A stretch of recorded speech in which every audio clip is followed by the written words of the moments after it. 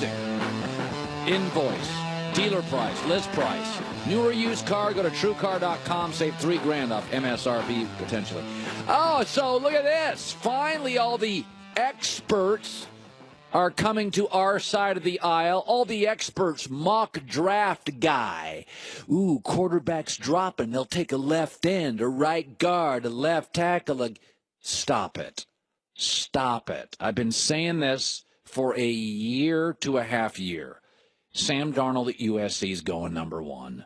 Josh Rosen at UCLA is going number 2. Josh Allen at Wyoming, the quarterback's going to go top 4 or 5. And Baker Mayfield's going to end up way higher than he should be.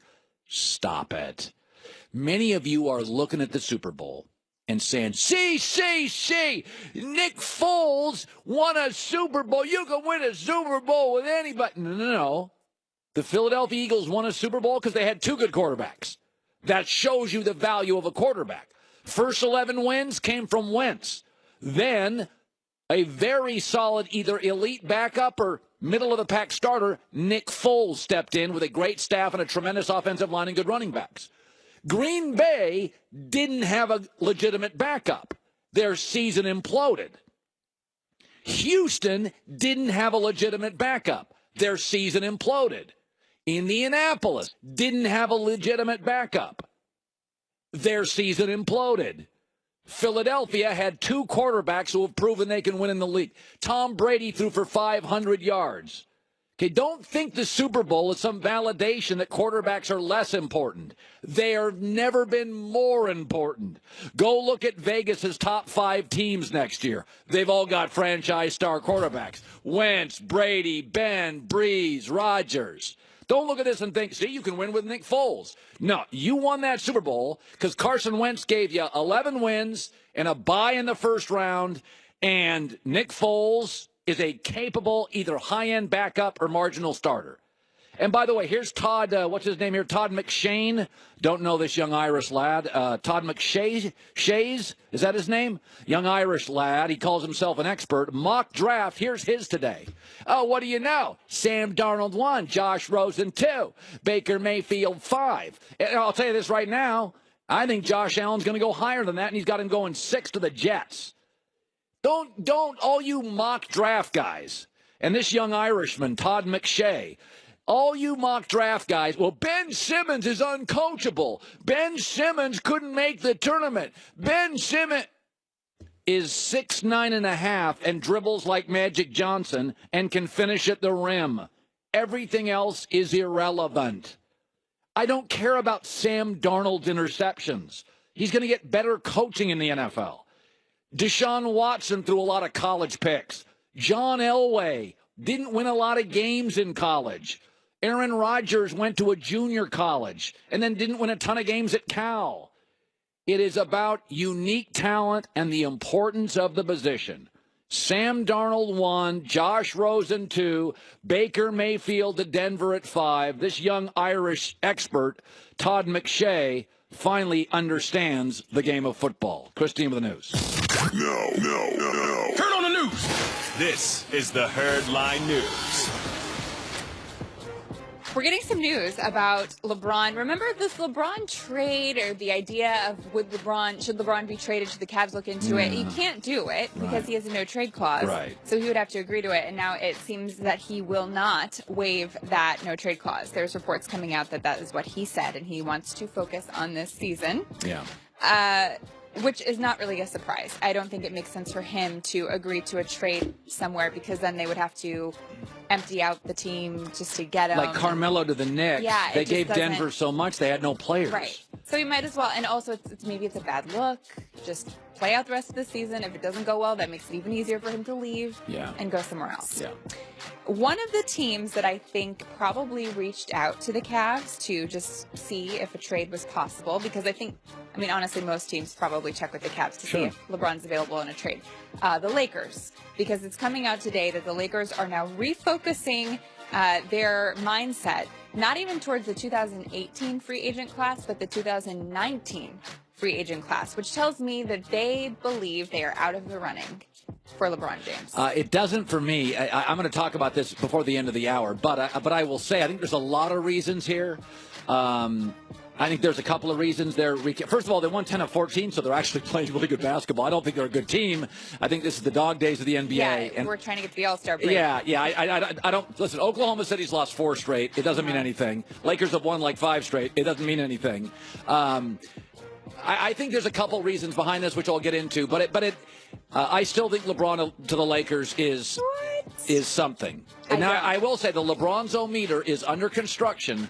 But I'll give you in 20 minutes what I think it means. I don't think this invalidates LeBron to L.A.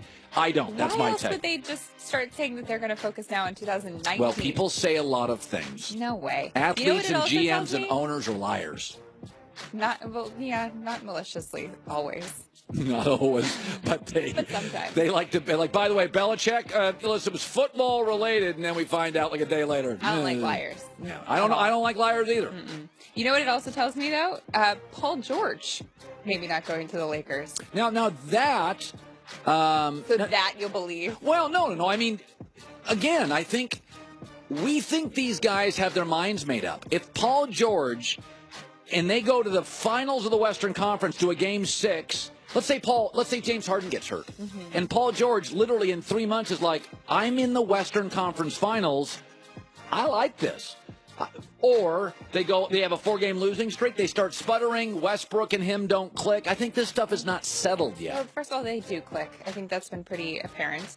And even if they don't do well towards the end, what is he going to do? Go to the Lakers? That doesn't give him a better chance to win right away. But you know who's part of the 2019 free agent class, which I would probably wait till this too? Kawhi Leonard, Klay Thompson, and Jimmy Butler. Yes. That's not bad. That was a great class. And finally, did you know that both teams, whether they win or lose at the Super Bowl, they have a party afterwards? It's like a pre-planned big party. I didn't know them. Yes. And so the Patriots, they had their party, even though they lost. And at that party, Bob Kraft got up, this is from TMZ Sports, got up and told the fans he was sorry. I'm really sorry we didn't close it out tonight. But we know how lucky we are. People say it, but we really have the greatest fans in the NFL. And thank you very much. There you go. Kind of a bummer for a party. But also, Jennifer Lopez, Gucci Mane, and Florida Georgia Line all performed Who's at that this last party. one? I think it's some kind of a country. I'm not familiar. Florida Georgia Line? That's the name of a band? Yeah, Or I'm a surprised guy? you pointed out that one and not Gucci Mane. Are you No, I familiar know with Gucci Mane. You do? Yes. How do you name one of his songs? Let's Party All Night Long? No. Not one of his songs. You've listened to Gucci Mane? You would laugh at me. I literally went to my phone yesterday. I went to YouTube and I listened to 40 minutes of Justin Timberlake in traffic yesterday. Why? Mirror, Cry Me a River. Did you listen to his Man on the... You know, we didn't talk about the Super Bowl performance, and you and I made the deal that my job was the halftime notes. You didn't like it, and I thought it was okay. I did not like it. I also thought he looked like he walked out of a Cabela's Yeah. to perform. It wasn't my style.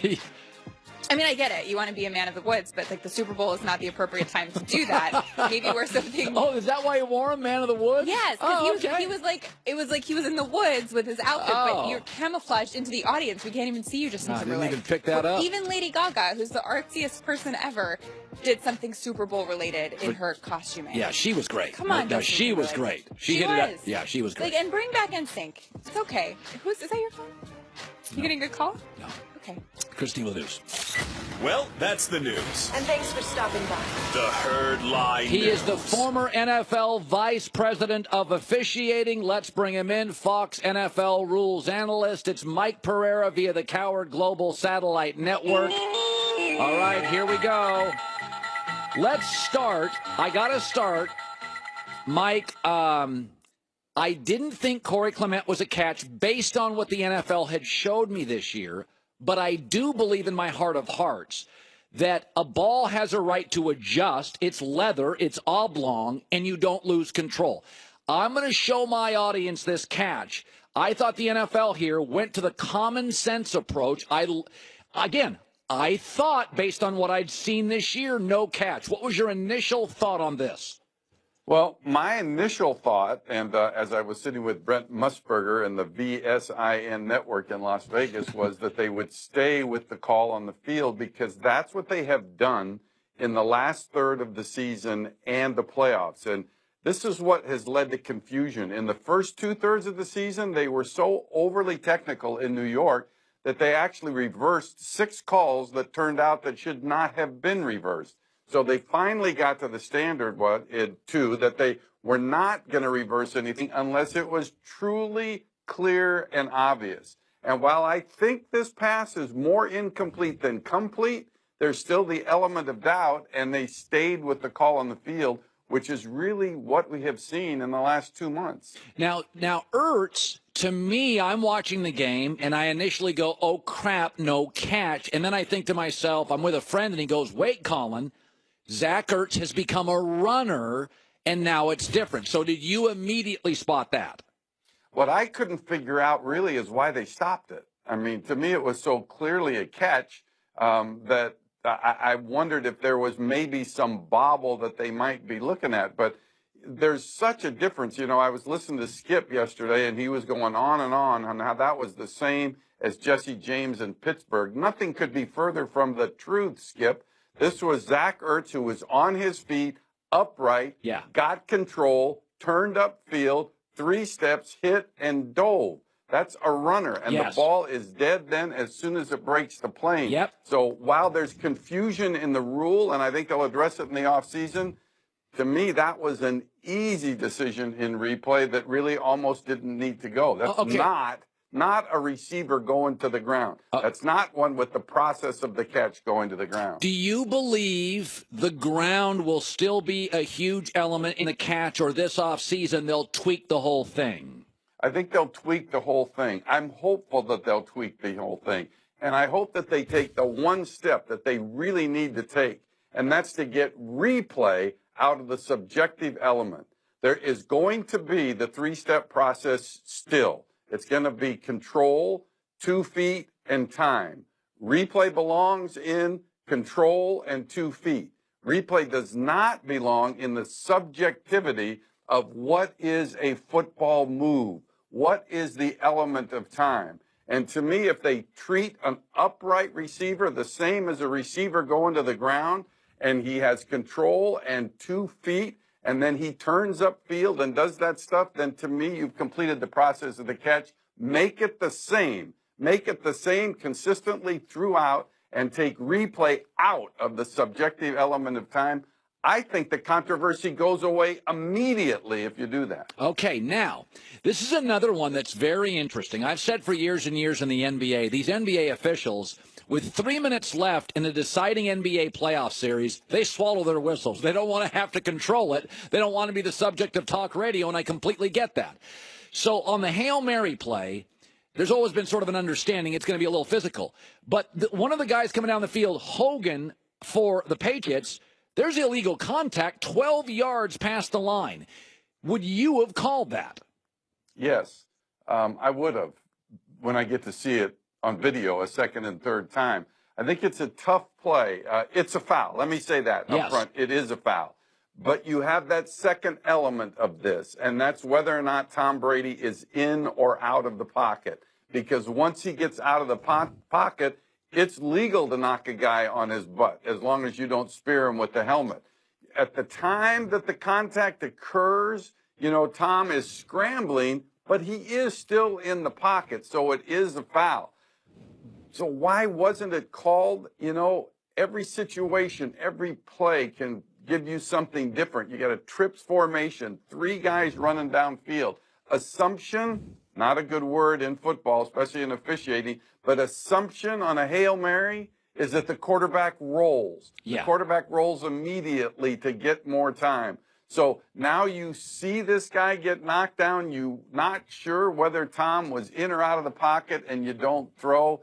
I would have preferred they threw and then maybe went to Gene Steratore and said, hey, did Brady spend any time in the pocket? If Gene Steratore says yes, then you stay with the call and you don't have this controversy. If Steratore says no, he immediately rolled, then you pick up the flag and there's no foul in the play. By the way, but it is a foul. It is a foul, and you would have liked to have seen it called. And finally, in the Hail Mary situation, I would find it very difficult as an official to call pass interference. I'm going to let positioning, in basketball they call it boxing out. What is the theory for officials? Because there clearly is more contact in that situation than generally is allowed, right?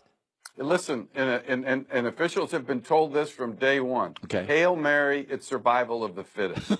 So if everybody's there, everybody goes up. You can play through Gronk's back. You can play through his side. You can play through him from the front. If everybody's going up, there's no pass interference. Okay. Now, if you get them and grab them, and you made some reference earlier, if you hold them down, if you actually hold them down, then you've got an issue. Let's go back to, remember the Golden Tate play in the Seattle Green Bay game where Golden Tate actually shoved the defender out of the way before he went up to make a penalty. The attempt. Yeah. That's a penalty because he shoved him to the ground. Yes. Absolutely shoved him to the ground.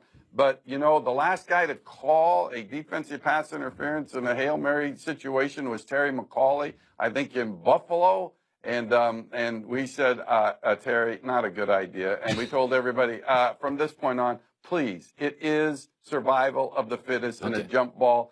Everybody's got equal rights to that ball. Mike Pereira, who should work for all networks. We're just happy we have him at Fox. Thank you so much. We appreciate it, Mike. You got it. All right. Boy, he does a great job of deciphering and distilling all this information down to easy-to-consume nuggets. Coming up next, I'll continue the talk with Christine. My theory and why the Lakers are backing off on all their big free agent talk. We'll talk about that coming up. You've heard me talk about the amazing shave I get from Dollar Shave Club razors. I've been a member of the club for several years. Now, I'm not a guy that has to shave 2 and 3 times, but I'm a guy that likes routine, and they deliver. They've got hair, face, skin, and shower products. They use high premium ingredients, okay? I don't want to have to go to the store every 3 weeks and get razors, okay? Cruising up and down the aisles. You need the key to get to the expensive ones. Razors, body cleanser, hair gel. That's what Dollar Shave Club delivers. And right now, if you've never been a member, this is the moment to join, because what they're doing is giving you their first month of their best razor and a travel-sized version of the shave butter and the body cleanser. And they're doing it all for $5. Okay, this is a one-time deal. After that, by the way, replacement cartridges ship, a few bucks a month. Dollar Shave Club starter set. DollarShaveClub.com/Colin, DollarShaveClub.com/Colin.